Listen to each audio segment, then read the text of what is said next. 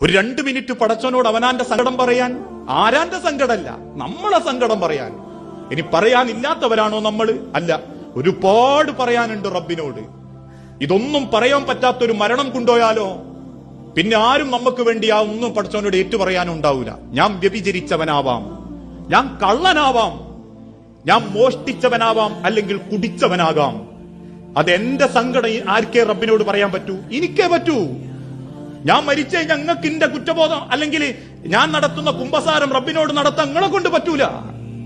എനിക്ക് പറയാ പടച്ചോനെ, ഞാനിതാ കുടിച്ചു പോയിട്ടുണ്ട് റബ്ബേ, വലിച്ചു പോയിട്ടുണ്ട് റബ്ബേ, കട്ടിട്ടുണ്ട് റബ്ബേ, വ്യഭിചരിച്ചു പോയിട്ടുണ്ട് റബ്ബേ.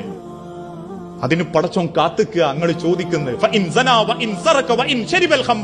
നിങ്ങൾ വ്യഭിചരിച്ചാലും കട്ടാലും നിങ്ങൾ കള്ളു കുടിച്ചാലും പടച്ചോ നിങ്ങൾക്ക് വേണ്ടി കാത്തിരിക്കുക. നിങ്ങളത് ചോദിക്കല്ലോ എന്നുള്ള പ്രതീക്ഷയില്, നിങ്ങളത് അള്ളാനോട് പറയുന്നുള്ള പ്രതീക്ഷയില്. പക്ഷെ ഞമ്മക്കതിനൊന്നും നേരല്ല. ഞമ്മക്കൊന്നു കഴിഞ്ഞാൽ പിന്നെ അടുത്തതിനോടണം.